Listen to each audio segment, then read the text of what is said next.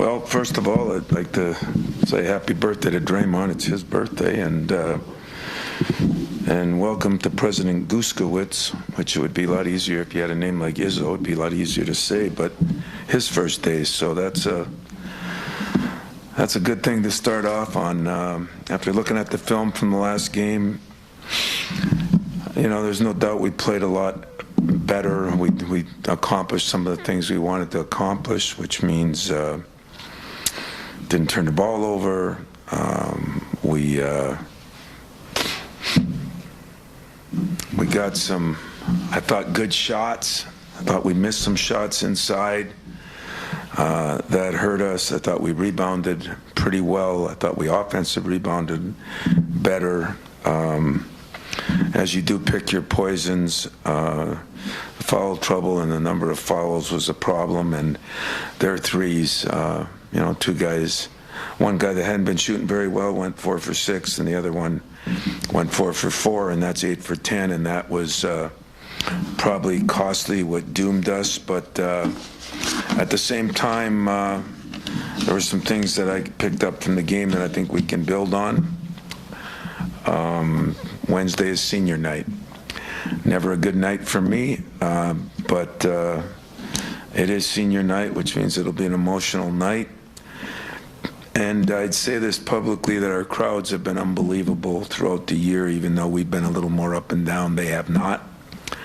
And I would ask them to be as supportive this Wednesday, because it'll be a big game for us, not only because it's senior night, but a game we need to win against a team.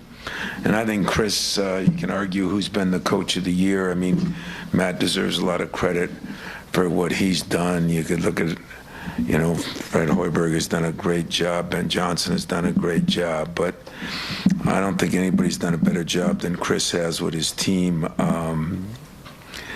They've had our number the last couple of years. There's no question about that. And they've got, if the big kid isn't, Edie isn't the player of the year, Boo Booey would probably be right there with him.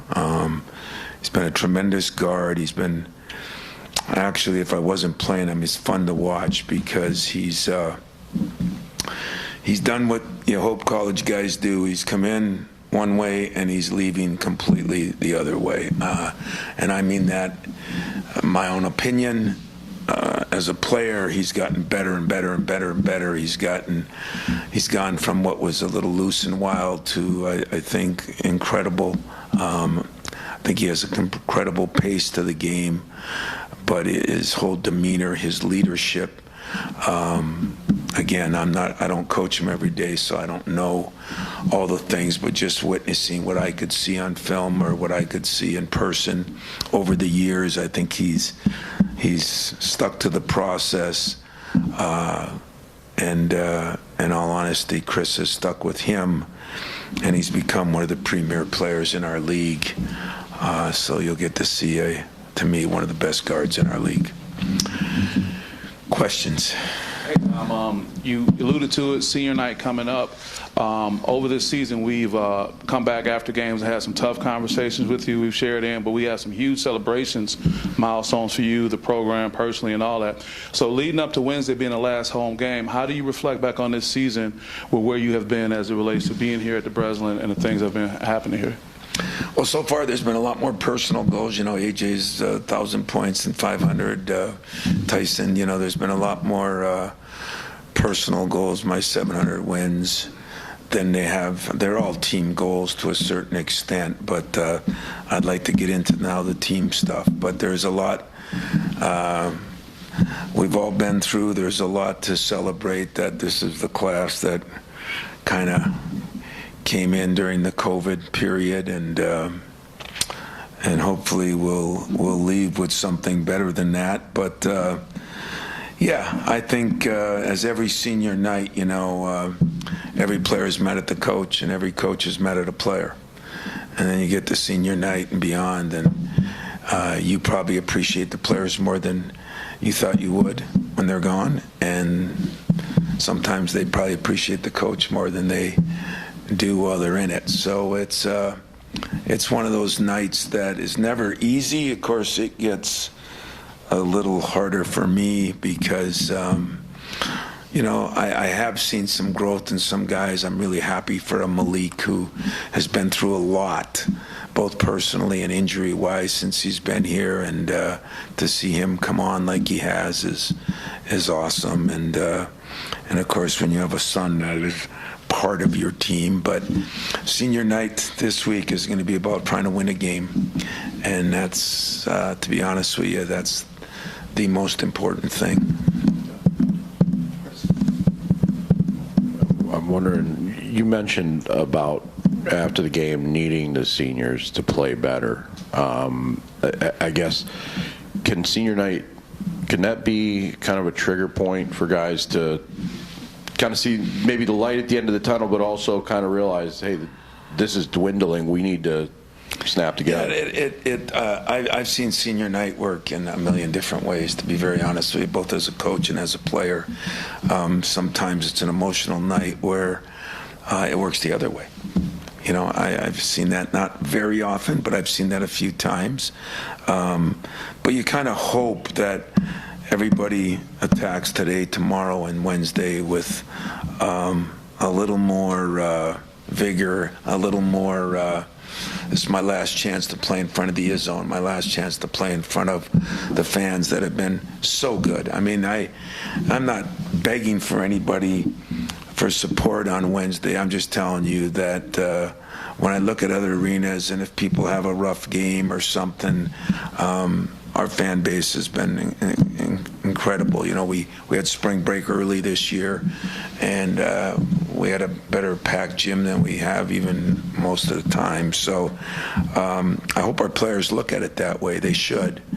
And then you always, there's something about your last game that those memories usually last a little longer. So I don't know how they'll take it. That's how I'd take it if I was them.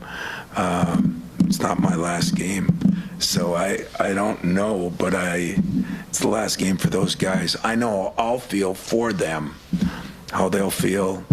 I'm 90% sure we'll be that way. Hopefully it'll be motivating, but I'm just saying sometimes, you get that build up and then you say, wow, this is it, and there's another part of you emotionally that goes the other way. You play this game when there's been a lot on the line, like a Big Ten championship, and you've got a few where there's sort of still, got work to do situations. How does that dynamic change the vibe this week? And a lot of times it's been a weekend game too. That's it. Yeah. And now you got one more on there. It seems like you're at a different place in the season with so much more on the mind than a lot of other. Yeah, I'd agree with you. Usually we've played mostly our last home game's been on the weekend. It seems like for the last 4 or 5 years, but that should have no bearing on it. But you're right. We've played for championships, and we've played a few times to help get us into the tournament. There's no question. We know where we're at. We know that wins are important at this time of year, and that's the way we're going to approach it. Deal with the white elephant, not bring more. The elephant shouldn't weigh more. We should just deal with the elephant, and that's what we're going to try to do. Is realize that. Listen, if we play our best basketball, I think we got a lot of games still left to win. And that has been the disappointing part for me as the leader. And that's the part I got to own up to. I thought we played pretty well in the last game. In a lot of ways, we did the things we wanted to do. Sometimes people are going to get hot. Sometimes you're going to get cold. Sometimes officiating is going to make a difference. But in the most part, I said it in the first huddle, and I said it in the last huddle in that game. I asked them to play at a different level as far as how hard we played and rebounding and physicalness. We did all those things, I think, to a level where I honestly look at we could have won a few more games if we would have played at that level. In saying that, some of those losses we've had, Minnesota, maybe Iowa, you still got to make layups, you got to make free throws. Here we go 15 for 17 or 17 for 19, whatever we were, we missed 2 free throws. So that plays a part in it sometimes. But the effort, the energy, the focus in a setting because of Gene Katie, because of what Purdue is doing, because they had a chance to win a championship at home. I thought our guys played extremely hard, extremely focused. I did think we missed some shots that we need to make if we're going to, those short shots and things, if we're going to move on. Tom, speaking of those short shots, it seems like AJ's had a lot of them that are good shots for him and just can't get him to fall through stretches. How have you seen him kind of deal with that, and how does he get past that? Well, I think he's just got to spend more time on it, working on it more. You know, I mean, there's some shots, you know, guys are funny, you know, it's everybody wants to work on the three-point shot. I mean, it's unbelievable. You know, you walk in there and I mean, Marty's working on his 15-foot shot, you know, okay, that's cool, but you need to work on the shots you're going to get in a game. And AJ does get a lot of those because he can get by people and he's strong enough to get in there. And so I think you have to work on the shots that you get in a game more than the other shots, you know. I've been telling that to Carson Cooper, and, you know, he's got to work on those hook shots, missing too many of those easy shots. So that was my advice to AJ yesterday. It'll be my advice today. You know, work on game situation shots and the ones you're going to get. You work on your three for hours and hours and hours. I mean, people do, and they get 2 threes a game. What are we doing, you know? It's work on the shots you're going to get in the game, and I think that's going to be my advice to him, and I think he'll do that. Tom, do you get the sense or think that this team thinks that they can sort of flip a switch? Because when you look at the season, when there's been some big opportunities, they have kind of risen to a different, like a Baylor, Illinois, even Saturday, you know, they saw a big target and sort of rose up for it, played at a different level. Do you think that they can kind of flip a switch for big moments like this week? You know, I'm not sure you ever flip a switch. I mean, if you're that way, that would be really disappointing to me, and I'd hope to the team, even though I sort of agree with you on when you see. But I keep saying, you know, we've let media, fans, TV people talk about the Big Ten like it's not very good. When we won 13 out of those 17 games, and I think 2 of them for sure, you know, were free throws, Illinois down there and Minnesota up there. We beat some good teams. We won some games on the road. It just, people didn't realize how good they were. Nobody thought anything of Nebraska, you know. I mean, there was a game we could have, should have won, and nobody thinks anything of those. So I don't know if it's flip a switch. I mean, it is disappointing to me that we don't seem to get up for every game. You know, when I got to coach effort or coach toughness, that is disappointing. And I feel like I've harped on that a little more than normal. But at the same time, we have proven we've gotten up for, I guess, what we all call big games, whether it be Arizona, whether it be Baylor, you know, those teams. I mean, I went so far back as I went and looked at our Tennessee game last night. I still think we could have played 3 teams. We still may have played 3 teams that are going to be all 1 seeds, you know, and every one of those games went down to the wire. So that's kind of where this team could be and probably should be. Why it's not, there's a variety of reasons, and I have to take accountability for most of them. But there does have to be something from within, you know, and I think they know what's on the line. I think they know. I did think they were ready to play in an environment. You know, my assistants came in and said, guys seem excited but a little nervous, and I said, great, because I think sometimes we're too cocky. We think we you know, we're at Michigan State, we're just going to win games. It doesn't work that way. So I actually like nervousness, and I think you know, they should be nervous but excited. That's the way I look at it. You talk about not making the elephant any bigger than it already is, or what, how do you I guess, how do you address the elephant when you talk to them? Oh, it's been addressed for weeks. You know, I'm not one of those guys that, you know, guy doesn't make free throws, you know. I don't go in there and say, come on, Johnny, you know, just make it, don't worry about mentally that you'll be afraid. Make the damn free throw, you know. Work on it, make it, address it. And I've always been a guy that confronted it. So it's been confronted. It's been talked about, but I've done that 2-3 times in the last couple of years. Sometimes I'm confronting a chance to win the Big Ten championship. Whatever it is, I apologize to the players that have played here, but you know, I'm not into that. Hey, don't put too much pressure on them. I'm into the why did you come here? And if you don't want pressure, you picked a bad school. You know, you picked a bad place. That's your fault, not mine. But if you come here, you know, this is the level you're expected to play at. This is the things you're expected to play for. And I love that. I'm not changing till the day I walk out of here. So if a guy's not making free throws, work on it harder. You know, still got to hold him accountable. If a guy's not making his threes, you know what? I'm not gonna. Don't worry, Billy. They'll come. You know, they'll get better. Somebody will fall down from the sky, and all of a sudden, sprinkle some fairy dust on you, and everything's good. You know, it's not my style. My style is, hey guys, we hadn't played well enough. Just like I said before the Iowa game, guys. Contrary to what everybody's telling you, we've won 13 out of 17 games. And we've played pretty well in most of those games.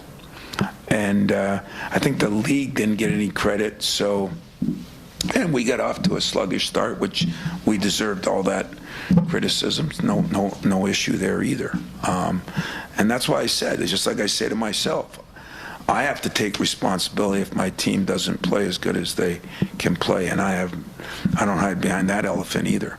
And that is a big white elephant, because there's 600,000 small elephants that are kind of putting it to me, and I really wouldn't want it any other way.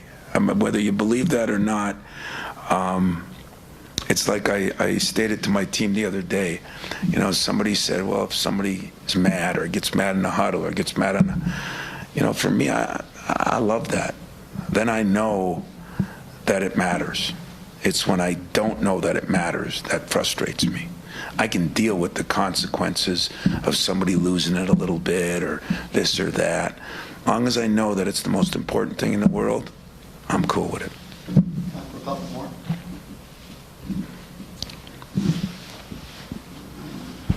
I believe this will be the furthest apart that you repeated an opponent. So just how have they changed? Obviously Barry is gone now. Yeah, Barry's gone. You know, the rest of them I think will all be there. But you know, I think they've changed. We've changed. You know, I just think Boo Buie has been the difference. He's had an MVP year. I mean, he really has. You know, it's just Edie is so good. I don't know how that'll plan out, but if as far as Bowie, just kind of putting him on his shoulders, he's done an incredible job. Sometimes he has to score more, sometimes he has to pass more. But I think they've gotten Martinelli is playing better than he was definitely when we played him early. He's been a big difference too. He's just a kid that plays so hard and gets a lot done, and I think that's really helped him. The Langborn kid is better, but he was pretty good that night. So I think Bowie just kind of taking everybody on his shoulders and in different ways, different games, doing different things to help his team win. And that's why I think Chris deserves a lot of credit too. I mean, if not for Madden and Edie, I mean, Coach of the Year and Player of the Year could be at Northwestern. Tom, just because this always comes up in the COVID era senior days, your fourth year guys, fifth years, is that something you decide after the season? Yeah, that's right. We have one more COVID year, huh? Last round. I try to eliminate that. I think it was one of the dumber things we've ever done. but understand it. But yeah, I think for the most part, some of these guys, senior day is tear-jerking for the coach. I think for the players, it's a day of adulation. Everybody's. So I think some of these guys like to have 2 and 3 of them. In fact, in some places now we might have 4 or 5 of them. I mean, why in the hell we should play till we're 30? But I don't know. I mean, the way I look at it, my seniors are seniors this year from everything I know. But if 1 or 2 have opportunities, that'll be addressed after the year. Anything else? God, guys are taking it light. Well, enjoy senior day. I know I will. Thanks.